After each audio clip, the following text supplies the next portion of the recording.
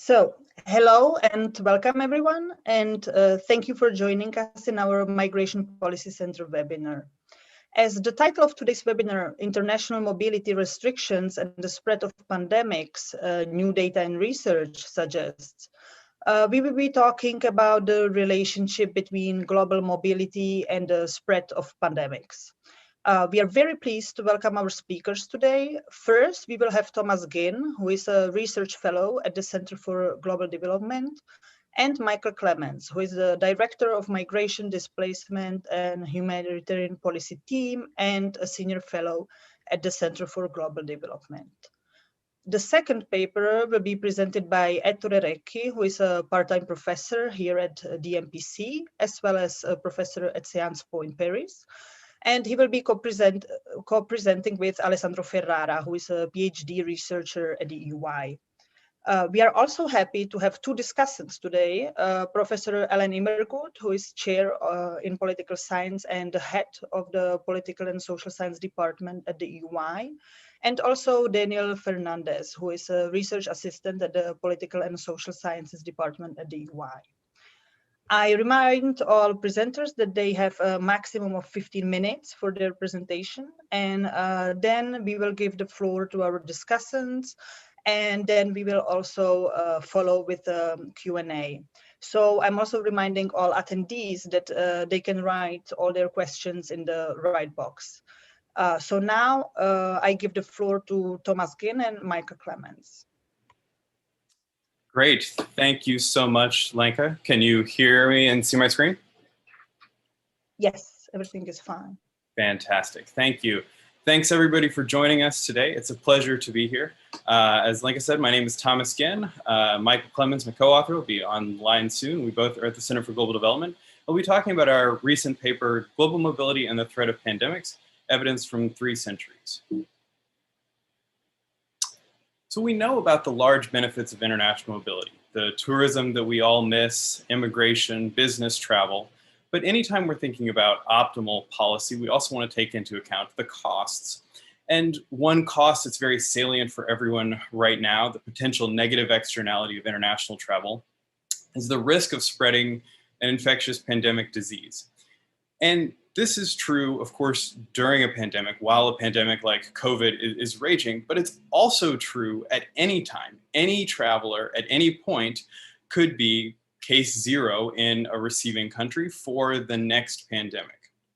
And so the question that you'll hear kind of discussed a little bit even now, and for sure after COVID hopefully comes to a close, is whether permanent limits or Pigouvian taxes on international mobility in normal times, not just during a pandemic, but before a pandemic, could potentially raise welfare to prevent or mitigate the harm of the next pandemic.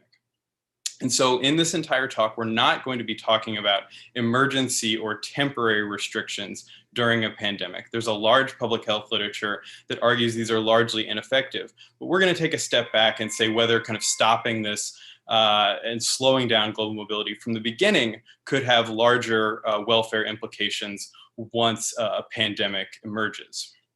And so you'll hear people associate globalization with the harms of COVID and that it's now worse. And so a kind of thought experiment here is instead we're asking whether international travel, say in 2023, brings a negative externality on receiving countries where international travels are arriving whenever the next pandemic emerges. And so we're going to argue that pre-existing international travel does not increase the total number of domestic infections or deaths from the next pandemic. And we'll be calling that, consistent with the epidemiology literature, the final size of the pandemic.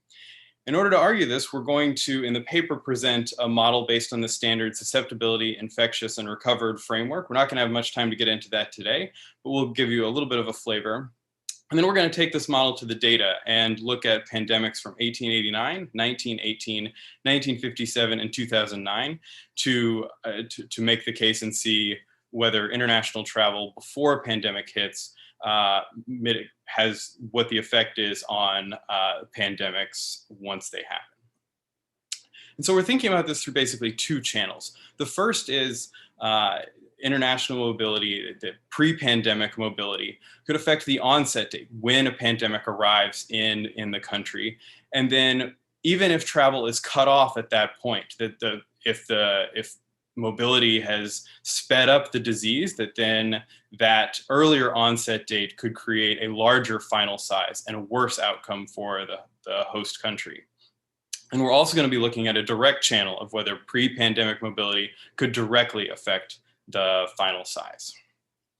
So a real quick summary that's intuitive around how the number of arrivals could speed up the expected onset date. So on the x-axis, we have here the number of arrivals in the log scale. So between 50 and 500,000 on the x-axis. And on the y-axis are the days until the disease will arrive in our model in the country with these number of arrivals. And you can see that it's downward sloping, which means that the more arrivals that a country has, the faster the disease will arrive.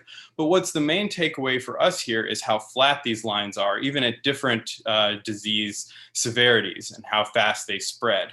And so even at a 90% increase, even if you move very far along these lines, the total number of days that you're going to save from travel restrictions would be very small in the first case for a pandemic to arrive. So that's the first part of this model, mobility's impact on onset date, that it will speed up the arrival of the disease, which is intuitive. But then the question is whether the faster arrival of the disease has any impact on the total number of people harmed. And so in order to look at this, we take this to the classic susceptibility infectious recovered framework in epidemiology. And a standard result from that model, based on the classic assumptions that assume a constant reproduction rate or spread rate of the disease, is that the date that the disease starts is going to be independent of this final size and of the total harm. That these parameters, the total number of people affected, are determined by the domestic parameters of the disease and not by when it starts. However, you could relax some of those assumptions and say potentially that the reproduction rate is higher at the beginning or the mortality rate is higher at the beginning. And so when we relax some of these assumptions, that leads to an ambiguous potential prediction that then is why it's important to take to the data that Michael will talk about. Then we think about a direct impact of pre-pandemic mobility on the final size. And the first thing to think about here is if we were to roll back pre-pandemic mobility, one of the harms that would almost for sure manifest is that travel is facilitating the spread of ideas, technology, workers, and supplies that's crucial for prevention and treatment once a pandemic hits. And so this is inevitably driving the final size down in order to exchange these ideas. Think about the vaccine that were discovered by descendants of immigrants in Germany as one example. And then the last thing that's on people's minds right now is, well, what if travel continues during the pandemic and it's constrained by pre-pandemic mobility? That pre-pandemic mobility leads to more travel during a pandemic. And so the model that people have in mind is that the incoming travelers, if they're going to be more affected, and this is going to lead to a higher final size. But we also, we show in the paper that, well, if incoming travelers are less affected than the receiving country, and then this would actually predict a lower final size. And so the overall prediction, if travel continues during a pandemic, is ambiguous. And so, but either way, the magnitude would be small overall because most travel, most spread of the disease is determined by the domestic transmission parameters. And so overall, these are the theoretical predictions for why pre-pandemic mobility would not affect the final size. And so now I'll turn it over to Michael.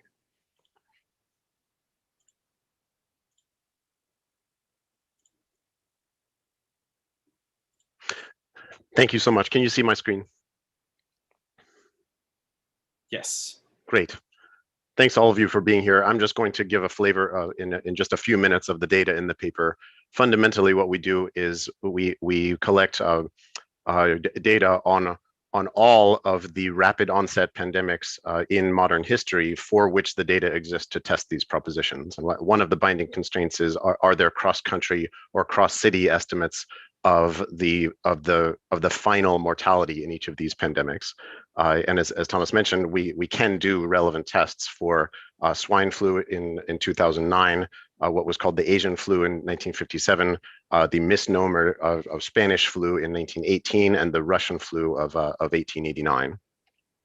Now, I'm going to start with the first link in the chain that Thomas discussed. What is the link between mobility and the arrival time of the pandemic? Here's a simple scatter plot, the horizontal axis across essentially all countries in the world in the 2009 swine flu pandemic. This is the horizontal axis is the number of travelers arriving in that country the previous year. So this is the level of exposure to globalization before there was a pandemic. The vertical axis is the day that the pandemic was reported to first arrive in each country. There is a negative relationship here. It's highly statistically significant, both in the linear fit, which is the dark line, and a non-parametric fit, which is the dashed line. However, the magnitude is similar to what Thomas pointed out from the theoretical predictions that he threw up earlier. The slope of this line means that a 90% reduction in exposure to travelers buys you about a month. A 50% reduction, a very, very large reduction in exposure to travelers buys you a little over a week. So that's a quantitatively small relationship. That's across countries at a moment in time. We can also look over time as globalization evolved. This is a graph that I think is really interesting, that I've never seen that it's like anywhere else. This is the rate of spread of all 4 pandemics that we investigate, along with another one, the current pandemic, that we don't investigate, but we put up the line for COVID in gray, just because a lot of people are interested in that comparison. We are studying the 4 influenza pandemics, and the horizontal axis here is the elapsed time since the moment of the beginning of international spread, is the moment that it left the country of origin. The vertical axis here is the fraction of the rest of the world's population at each moment in time that was living in a country that had been reached by the pandemic. And critically, because we're looking across such a long period of time, national borders are held constant in this analysis, so that shifting national borders don't affect the degree to which a given population would be affected or not affected. Focus on the horizontal line in the middle at 0.5. This is the elapsed time since the beginning of international spread that the median person on Earth found themselves living in a country that had been reached. And across all of these pandemics, that date varies by only 6 weeks, about a month and a half. And if you think for a moment about the vast change in the extent of globalization of mobility, whether measured by the volume of travel, the speed of travel, however measured, number of arrivals, number of migrants, tourism, globalization increased during this period by 1 or 2 orders of magnitude, somewhere between 10 and 100 times by any metric that you could choose. And that is a very, very small change in arrival time associated with a very, very large change in globalization. What about this second link in the chain between arrival and mortality? Because we just have a few minutes, I will go quickly through the results. The bottom line is we can test the relationship between, we can ask the question for each of these 4 influenza pandemics, were countries that were reached later protected from higher mortality? In the swine flu pandemic, here on the horizontal axis now is the arrival date, and using excess mortality methods, the country level mortality rate due to this pandemic on the vertical axis, we would expect a negative relationship if staving off the pandemic until a later date actually caused a smaller final size, smaller final mortality. There is no evidence of a downward sloping relationship here. Going back to Asian flu in 1957, again, the arrival date on the across countries on the horizontal axis, on the vertical axis, using excess mortality methods to measure country level mortality for all the countries where estimates are available. No relationship of any kind is evident. In the Spanish flu pandemic of 1918, this is the fall wave only. Again, no evidence that countries that perhaps famously staved off the pandemic until several months later, like Mauritius way out there on the right, or at any other point in the distribution, experienced lower mortality. There's some controversy in the public health literature about whether the fall wave should be considered a separate pandemic event, maybe even a separate infectious agent. So here is the analysis repeated with the entire spring and fall wave in aggregate considered as a single pandemic event. Again, no evidence of a downward relationship there. Finally, there are excess mortality rates for 83 cities in Western Europe and North America in the Russian flu pandemic of 1889. And here again, no discernible relationship between the arrival time and mortality. So these results by themselves suggest that if there is to be an important causal link between mobility and mortality, it must come through a mechanism that does not affect the arrival time. And that's certainly hard to think of, and we're not aware of public health models that would contain such a mechanism. But what we'd really prefer to do is, of course, a direct test. Is mobility itself associated with mortality? The data exists to do that for only one of these 4 pandemics, and that's the swine flu pandemic. This is what those results look like, and there's a lot more robustness tests in the paper. On the horizontal axis here, incoming trips per capita the year before the pandemic. On the vertical axis, mortality at the country level as measured by excess mortality methods. No sign whatsoever of a positive relationship. Indeed, the bivariate relationship here is negative and statistically significant. Countries that were 100 times more exposed to international mobility per capita did not experience any systematic increase in mortality in that pandemic. All of this is not at all to, again, I want to stress that we're not talking about emergency travel restrictions as part of an overall strategy to contain a pandemic during a pandemic. We are talking about pre-existing globalization. We are certainly not suggesting, just do nothing and let a pandemic happen. There are many things that can and do massively affect the reproduction rate at the domestic level, masking, social distancing, public health education, quarantine policies, many others. It's just that limits on the extent of pre-existing international travel do not appear to be one of those effective tools. And we look forward to the discussion. Thank you. So thank you, Thomas and Michael, for a fascinating presentation with a historical perspective. I remind all the attendees that they can write all their questions and comments regarding this, as well as the following presentation, on the right side of the screen in the chat box. And without further ado, I now give the floor to Ettore Recchi and Alessandro Ferrara. Thank you, Lenka. Thank you for the invitation and joining in at this webinar. Today we are reporting on the first results of an ongoing study which is taking place at the Migration Policy Center, and this study is a snapshot of a global mobilities project which we carry out in collaboration with the Joint Research Center of European Commission. The work I'm presenting is collective work, and the authors are listed on this first slide.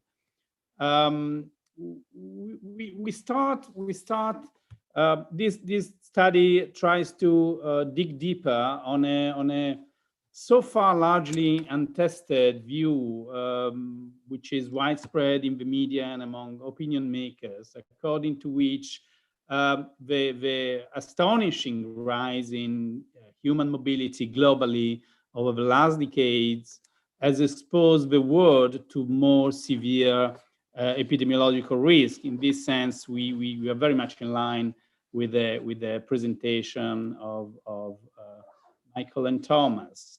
More precisely, in this project, we want to measure the effect of air travel on COVID-19 mortality in 5 continents: Europe, Americas, Africa, Asia, and Oceania, in the first semester of 2020, controlling for other plausible factors that the literature has shown to affect the incidence of a disease.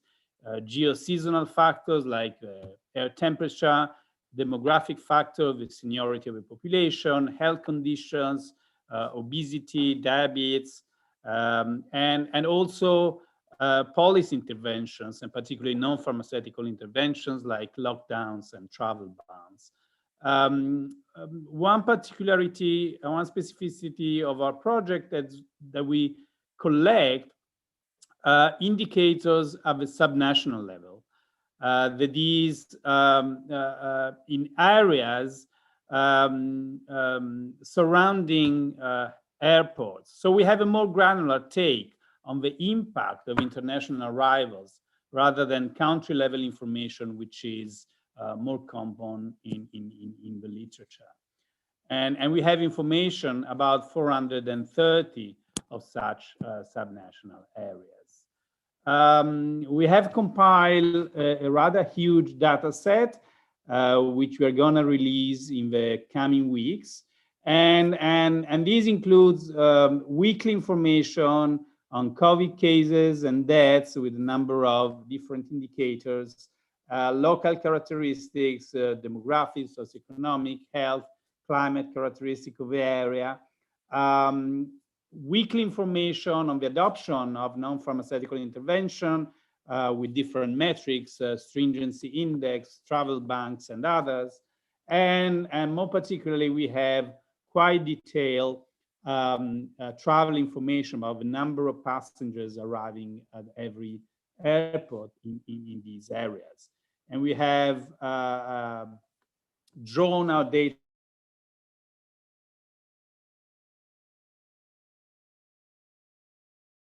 information on a monthly basis from Sabre, a private company. As I said before, our research units are subnational areas, more precisely NAS2 areas in the EU and other European countries. For non-European countries, we have tried to get as close as possible administrative subnational areas. This was not possible in a bunch of countries, India, Mexico, the US, where we went for state level and province level units, as well as in Chile, Japan, Peru, and Russia.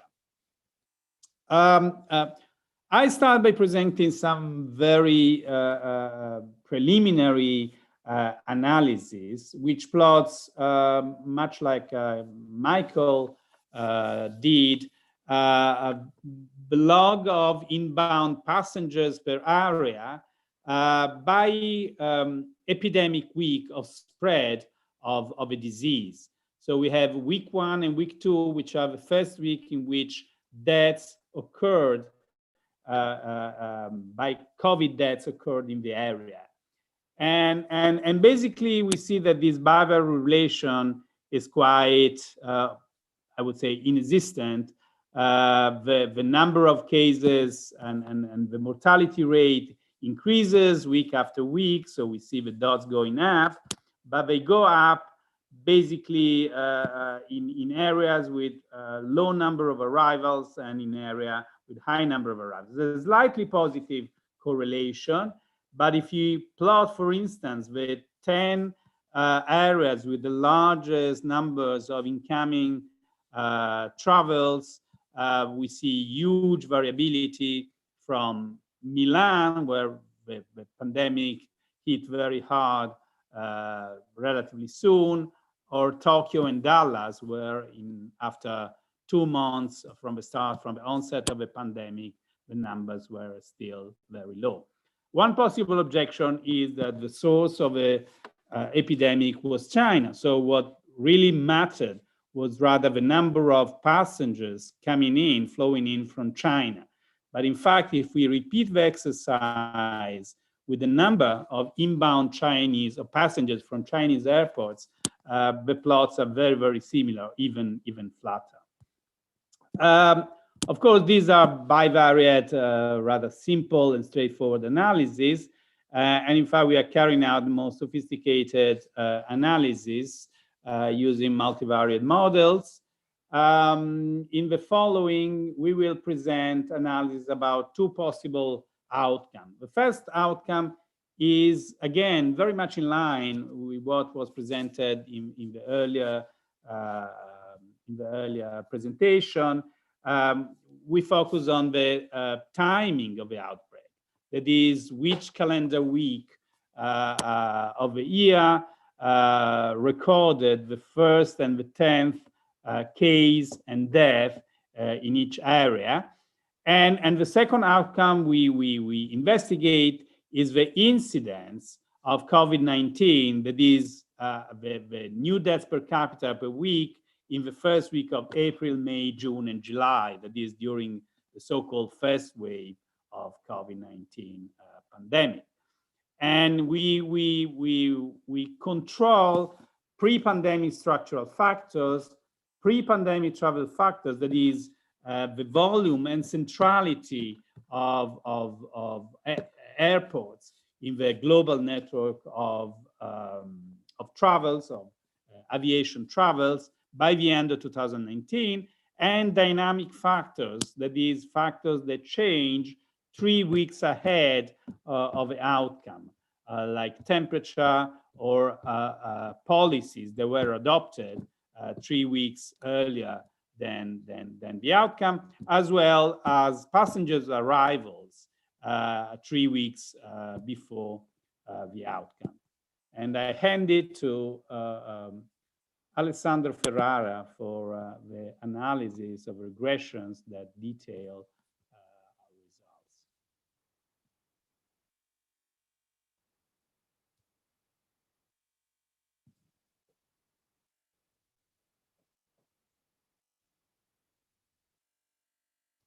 our results. You are muted, Alessandro. Yeah, sorry for that. Can you hear me properly now? Yes. And, can you see my screen? Yes. Okay, so thank you, Ettore. And yeah, as Ettore said, we have a very extensive data set that we plan to exploit fully. And these are just some very preliminary basic results that we're going to show today, and just a glimpse of what can be done with this data. So the first outcome that we look at is the timing of the early outbreak. So we look at when in each region in our data set, when the first case of COVID is recorded, first 10 cases, the first COVID-related death, and the first 10 COVID-related deaths are recorded. And we fit 2 models for each of these outcomes, a very simple one with just some structural factors that we believe, or the literature says, could be important. And then we introduce some of the explanatory variables we're interested in, the first being the amount of airport inbound passengers in the end of 2019. Then we have an indicator of airport centrality, which measures the importance of the airport of a region within the network of international airline travel, the extent to which it is connected to this network, and then also the amount of incoming passengers from China in the end of 2019. So as you can see, the first 2 variables, so sort of the overall amount of incoming passengers and the airport centrality, do not seem to predict the early timing of the outbreak, whereas we do find some indication perhaps that the amount of incoming passengers from China might matter. So the regions that did receive more passengers from China perhaps reported the first case slightly earlier on. This is not very large effect, of course, but we don't find any effect on the week in which the first 10 cases or the first death or the first 10 deaths were reported. Moving on to, let's say, later in time, we also explored incidents, and we measured this as weekly deaths related to COVID per capita. This is on a logarithmic scale. And we look at 2 snapshots, so the first week of April and the first week of May.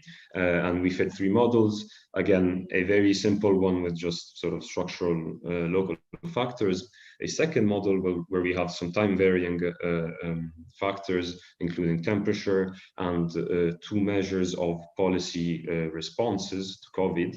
The first is a composite index, actually. It's called stringency index, and it's an average of several containment policies, such as school closings or bans on gatherings and so forth.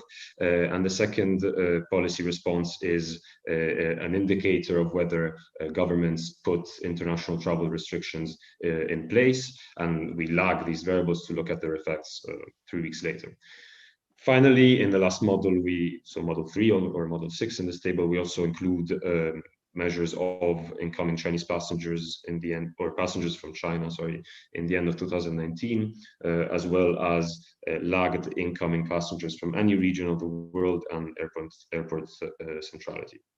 So some results we'd like to point out are that firstly, the stringency index seems to be positively correlated with the weekly deaths, and which might seem counterintuitive because, of course, we may expect that more stringent policies lead to a reduction in weekly cases after 3 weeks.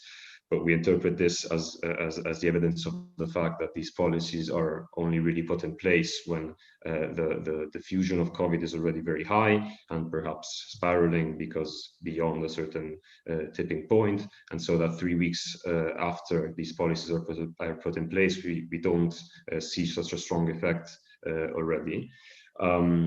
Whereas we do see a negative effect here, or a negative correlation between the international travel restrictions and the incidence of COVID deaths 3 weeks later. But we don't see any relationship between the amount of incoming passengers or airport centrality and the diffusion of COVID after 1 month.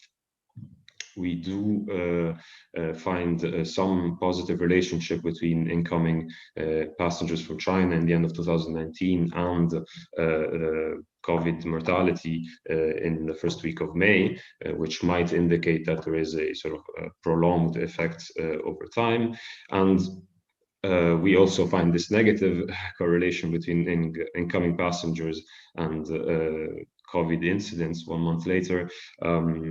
But this, of course, is also probably some sort of reverse causality. So basically, the effect of regions having lower COVID mortality than leading to perhaps more incoming passengers.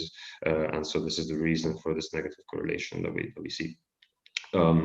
We replicated the same, we fit the same models also for the first week of June and the first week of July, and we find this consistent negative effect on international, of bans on international travel on COVID mortality, and also similar correlations for the rest.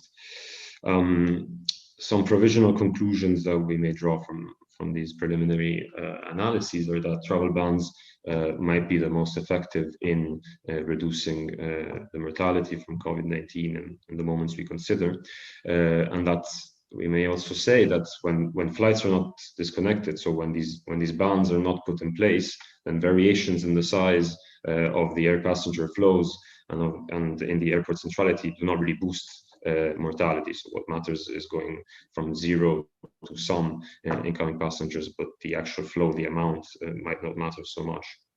We also find some perhaps evidence of the effect of pre-pandemic connection to China having maybe some long-lasting effects, and some scarce evidence of that connection with China, international travel connection, having effect on the early timing of the outbreak. So the way we like to summarize these preliminary results is with the metaphor of the fuse on the fuel. So we believe that international travel might be more of a fuse or a spark for the beginning or the outbreak, but then the further diffusion is not fueled by the amount of international travel that is in place or variations in that, but by other factors such as, for example, domestic internal mobility or other local factors such as policies put in place. Of course, all of this comes with a big caveat that this is very much work in progress. And as I said, we plan to use much more of the data that we gathered and to fit more sophisticated epidemiologic models to have more causally grounded conclusions and precise policy recommendations. So that's all, and thank you for your attention. I'm happy to hear the comments. So thank you very much, Ettore and Alessandro, for another very interesting presentation. So first of all, I would like to remind once again our attendees that they are more than welcome to comment or pose questions to our presenters in the chat box, and we will be very happy to answer them. And now I would like to give the floor to our two discussants, Ellen Immergut, followed by Daniel Fernandez. So the floor is yours. Okay, thank you very much. I was asked to comment not from a methodological perspective, but more from a political and policy perspective to open up the debate to some other areas. Now, looking at this from a political point of view, of course, political scientists will be concerned, are these politicians producing evidence-based policy, or maybe they're responding to political factors? And we have a project going looking at public opinion responsiveness to COVID restriction measures. But we have been mainly putting together the data, and we had not really looked at travel restrictions specifically as one of the restrictive measures. If thinking about the travel restrictions, one might suspect that politicians perhaps go for travel, let's say foreign travel restrictions, as politically more palatable because perhaps it affects fewer people. So they get less political problems than perhaps if they close local shops. And so, or it could be that the public responds differently to travel restrictions than to other measures, or also differently to foreign travel restriction, let's say, with a kind of jealousy factor or disapproval factor. Why are people going on a vacation now in a pandemic? So they feel, okay, it's morally good to restrict them. And also there are concerns that right-wing populist parties are picking up on the COVID-19 issue to continue their anti-migration rhetoric. And now they say, oh, now these migrants also are responsible for pandemics. So I will turn now to Daniel Fernandez, because we have, as I said, we've mainly been collecting the data, but this gave us the opportunity after reading these interesting papers that to take a look, what does our data show about public opinion and travel restrictions? So Daniel, go ahead. Hi, everyone. Thank you for your presentations, and thank you, Ellen, for introducing me. I'm going to share my screen right now. I hope you can see it. So as Ellen said, we're still in the very early stages of our project, and what we're going to present here now is just our first attempt to explore this relationship between government action and public opinion during the COVID crisis. And at first, the results that I'm going to present, in our view, were very counterintuitive, but after the presentations today, we believe that they are very informative, and they actually make us think that this is actually a very interesting avenue of research. So what we're going to do specifically here is to look at the relationship between domestic restrictions and international restrictions and the confidence in government authorities. And this is the specific question, the survey question that we try to correlate with the severity of these restrictions, as you can see. So we performed a regression analysis on the survey answers, and of course, with the stringency of government restrictions on travel. And we controlled for a bunch of things, individual factors like age, gender, employment status, also some country level factors like the overall stringency of restrictions, not just travel restrictions, but also business activity, social gatherings, and mask mandates. Of course, also the evolution of the pandemic and the pressure of the national health system. And what we find here in domestic restrictions, I think it goes very well in line of what we would expect in the first place.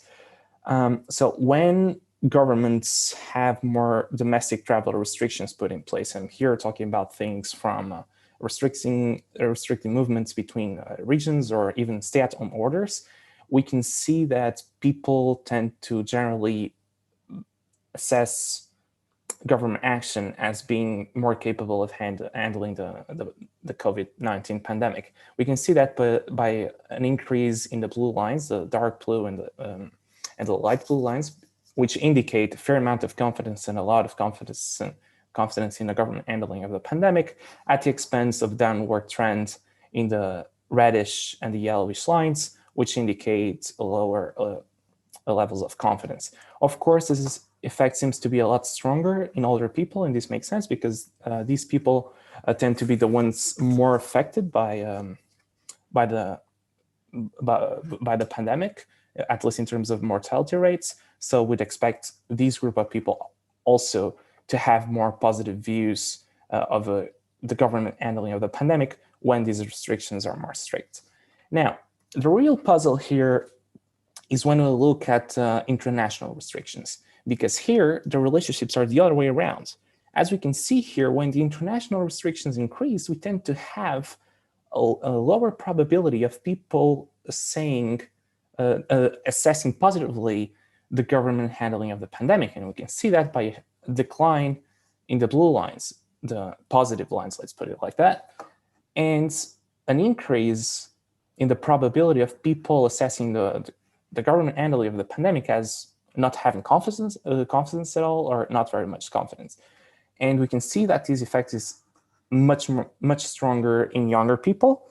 And at first, this seemed counterintuitive to us when we were just exploring the data, because this means why should domestic restrictions behave completely different than international restrictions? But after what we've heard today, in terms of most of these diseases is not determined by international movements, according to the findings that we're presenting today. So people may, I mean, jokingly, we can say that people have read your papers already, but we can say that, to put it more seriously, people might intuitively realize that these international restrictions may not be, very helpful in handling the pandemic, and actually other types of restrictions like social distancing, mask mandates, even some restrictions domestically in terms of social gatherings and everything so forth, could help stem the bleed much better. And we can see here that the younger people, which tend to be the more affected by, less affected by the risks of the pandemic in itself, but more affected in terms of the restrictions in international travel, tend to be the ones that are really prone to believe that governments are not handling the pandemic quite well when they do increase these traveling restrictions. So overall, I think that we started from very different points in terms of how do we handle this pandemic and what are our research agendas. But what I can say from here is that these papers have been very interesting because they give us a very sound theoretical reason to explain why do we have such counterintuitive findings when we look at different, cuts of travel and restrictions. Thank you.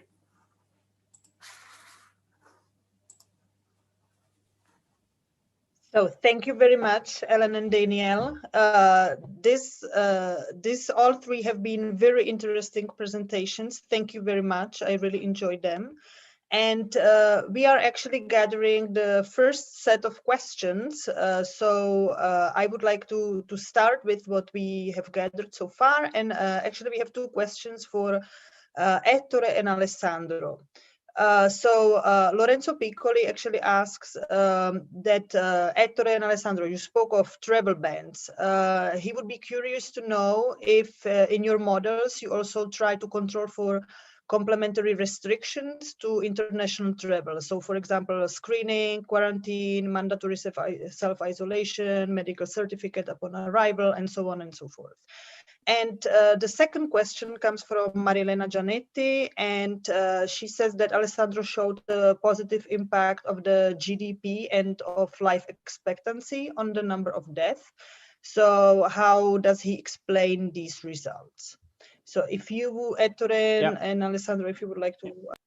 I can start with Lorenzo Piccoli's question. Yes, actually, we did experiment with different forms of travel restrictions, and actually our indicator also considers quarantines, the establishment of quarantines for international arrivals, of the screening of international arrivals. And in fact, we did find that these two measures had no significant effect on the reduction of mortality, even with a 3-week lag, whereas travel bans do. So among the plethora of international travel restrictions, there is a difference between let's say, strict travel bans and looser controls, which do not seem, in fact, to have a major effect.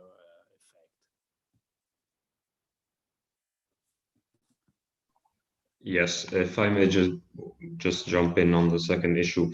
Of course, I would not give this the GDP and the life expectancy any causal interpretation of any sort. We can just assume that yes, the most hit areas were countries in Europe that tend to have a higher GDP, and probably GDP is also correlated with the ability of so the quality of the data on the recording of the cases and the life expectancy. You may think that this is a measure of an aging population and so higher mortality rates, but I wouldn't interpret these causally in any way. Okay, thank you very much. Now we also have a question for Thomas and Michael from our MPC director, Andrew Gedes. So Andrew asks, there are negative psychological effects of the pandemic, and he wonders if these could lead to future travel mobility aversion, so that post-pandemic numbers are lower. Is there any evidence of post-pandemic levels of travel and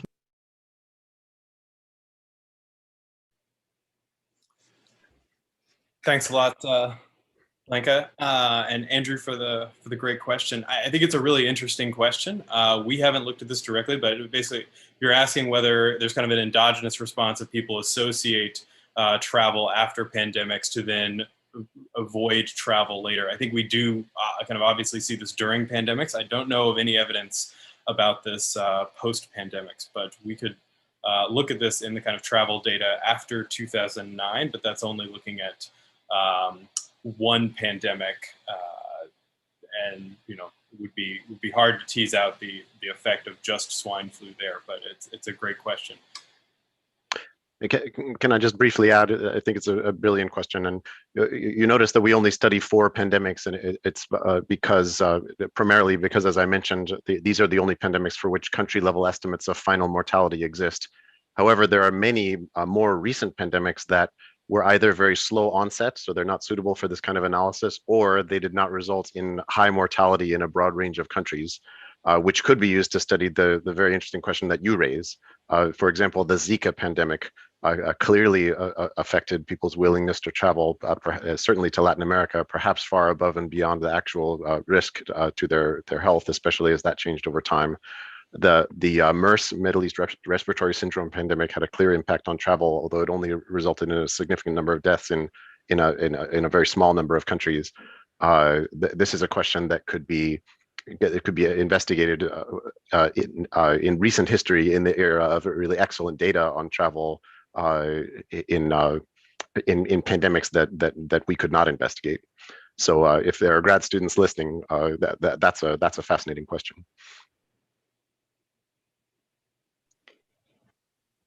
So far we still do not have any more questions from our attendees. So while we wait whether someone else wants to ask something, I can give the floor to Michael, who would like to. Yes, if I could just take the opportunity to say a word about Torre and Alessandro's absolutely fascinating work. It's the first time I'm coming to know it today, and it's just really excellently done. I hate the metaphor. It's a fuse, not fuel, for the exclusive reason that I didn't think of it myself, because I've never heard of a better metaphor that so clearly communicates the finding of the paper, and I wish we had thought of it. If people come away with one mental image from these results collectively, that would be it. I wanted to point out a case in point of their results, which is a comparison of Thailand to the United States right now. Thailand had roughly double the exposure to international travel from China in terms of number of arrivals per day than the US did prior to the pandemic. Right in line with these results, Thailand had an earlier arrival. It arrived on January 13th, 2020 in the United States about a week later, January 21st, 2020.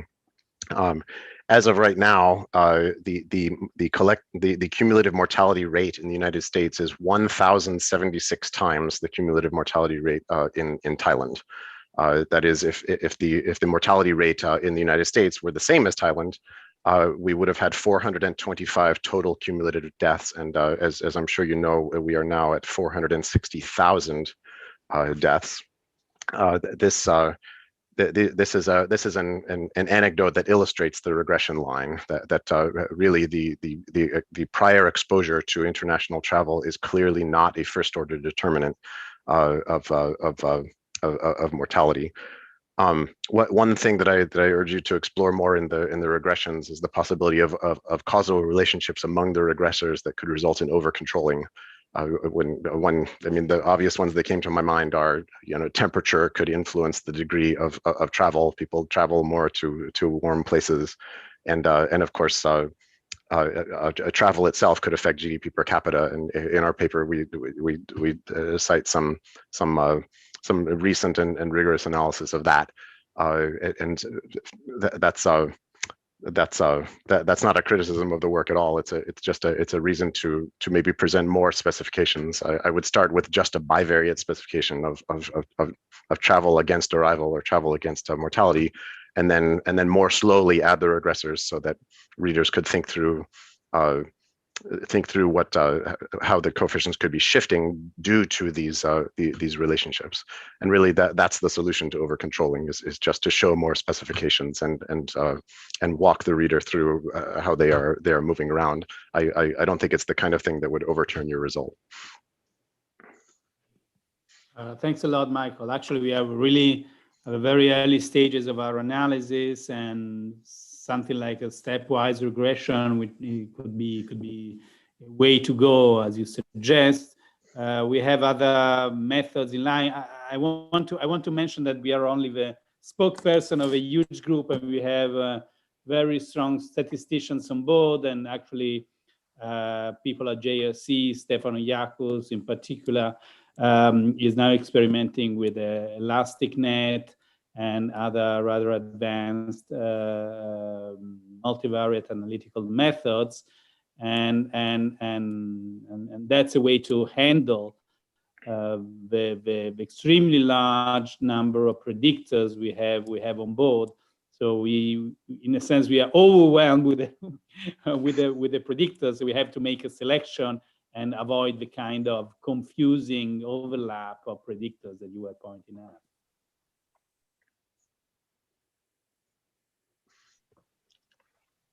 Okay, thank you very much. So now we have two more questions, which are more general, so they're not directed to anyone in particular. So I will start with the first one from Olaoluwa Akinloluwa. I hope I pronounced it correctly. So he asks, did anyone compare outcomes between countries that established screening measures to link travelers to the National Health Surveillance System for contact tracing and countries that did not? So whoever would like to answer this first question? Is anyone aware of this? Good question, actually. It's a good question, and contact tracing could need to be factored in analysis of the impact of policies. I'm not sure we have, should double check honestly, if we have any measure of contact tracing. I must also credit the Oxford tracker, policy tracker enterprise, which is, I mean, we build on it. We don't collect the policy response ourselves. We just borrow from their website, which is very, very detailed. But I'm not fully sure that they have contact tracing among the list of policies at the national level. Maybe Alessandro or Ellen know more about it. I can say that they do have screenings at arrivals and quarantining, but nothing about contact tracing, I believe. But I would have to double. I was going to say, I mean, I know contact tracing is in there, but I'm sure it's not tied to travel. Just there's something on contact tracing, but I don't know, Daniel, if you recall this from, because we've been using the Oxford data, although for Germany, we have collected all measures at the national and state level, but we have done no work with that ourselves. But I am not even sure we collected that at the national level because, you know, this introduction of the pre-registration that means you're already registered to the health authorities when you travel into Germany. I'm not sure that's in our data set even. So I will have to check that, but I'm sure it's not in the Oxford. Mm-hmm. Go ahead, Daniel, please. It's just in our data yet. We don't have data. Okay, thank you. Then we have a second question, not directed to anyone in particular, from Mario Lavezzi, who asks, or who says, I think that the ratio travelers local population is not very high, with exceptions for sure. Could the impact of traveling on spread, death, etc. be higher where the ratio is higher? Not sure data exists on this, but a relevant factor can be how travelers mix with the locals. Travels for business can imply different mixing with respective to travel for family reasons, etc. So if someone would like to take the floor. And I could say a quick word about that. Yes, this is really the degree and form of mixing between travelers and the local population is critical to the theoretical predictions of the most basic models. The very simple model that we use as our baseline is called in the public health literature mass action incidence, which basically means perfect mixing of travelers with the local population. A Chinese person arrives in the United States, and everybody in the United States is equally likely to be exposed to that person. And as you point out, a limitation of that very simplified baseline model, which should just be a starting point, is that you know, to take a hypothetical example, if travelers were more likely to be visiting aging grandparents or something like that, such that the susceptibility of people was not independent of their probability of mixing with a traveler, you could get different dynamics. And that's why it's so critical to be doing these empirical tests and not just relying on highly simplified models. But you're pointing out a critical way in which the real world could behave differently from a model. In the 4 pandemics we study, we don't see evidence that departures from mass action incidents from this highly stylized perfect mixing assumption affect the international patterns of mortality. But there's a lot more to be studied there.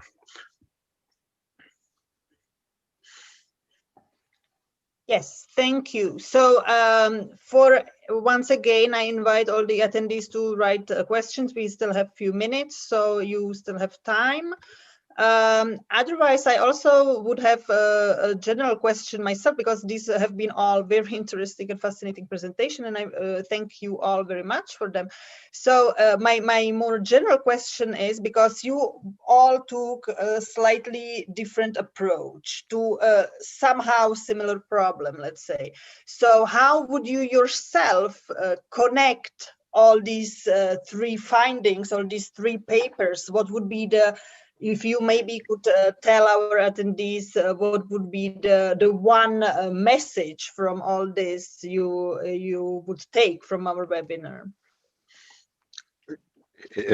Mine would be Ettore and Alessandro's brilliant metaphor that travel provides a shorter and more hotly burning fuse, and for that reason it's very frightening and legitimately concerning to people. It does not change. It does not appear to change in practice the amount of explosive that is in the bomb, and that is why the focus of policy should be on domestic efforts like contact tracing, like in extreme cases lockdowns, other things, along with perhaps during the pandemic emergency travel restrictions, which we think could play a role during pandemics,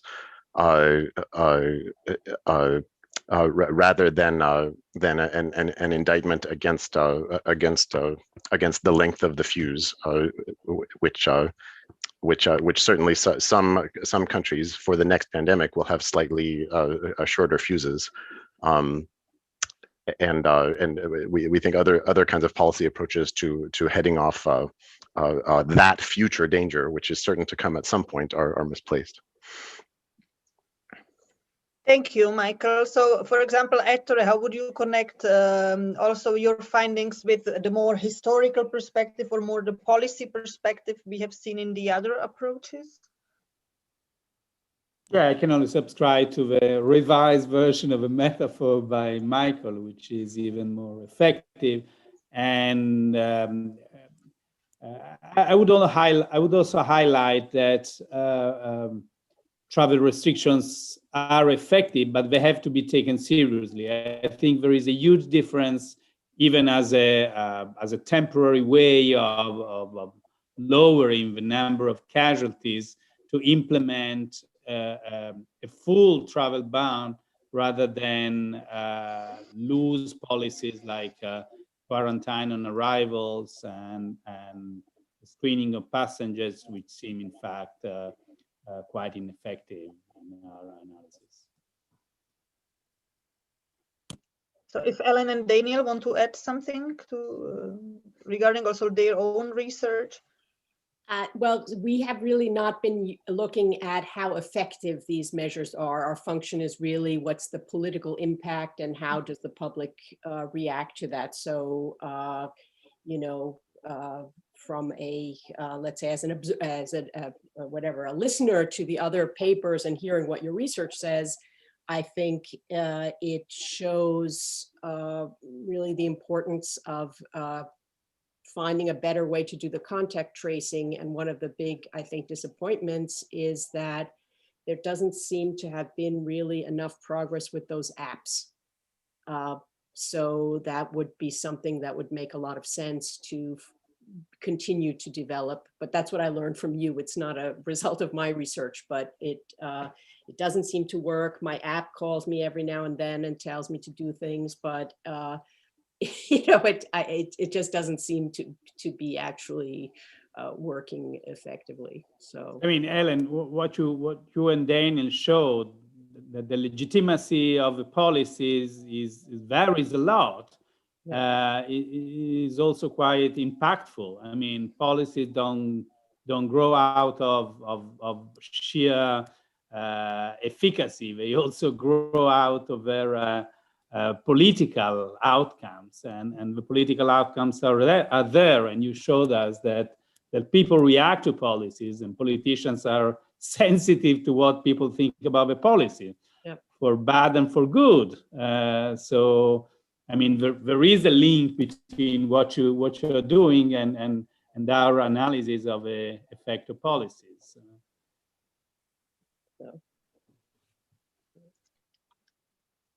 Okay, so as I can see, there are no more questions for now, but many of the attendees actually would like to thank also themselves, our presenters and speakers, for very interesting presentations and findings, which is also something I would very much like to do. Thank you very much. I really enjoyed this webinar today with very interesting findings, and it was a pleasure. And these have been fascinating presentations, actually. So I'm very, very glad I could also follow them. And so thank you to everyone. And thank you. Before everyone leaves, I would also like to invite everyone to the next webinar and also to a book launch we will have very soon on the 24th of February. A book by our MPC director, Andrew Gedes, regarding governing migration beyond the state. So please do not miss that as well. And once again, thank you very much to everyone for taking the time to present your work. And it has been a pleasure. Thank you very much. Okay. Thank you all. Thank you. Thank you for organizing and for being here. Thank you. Be safe, everyone. Bye. Bye-bye.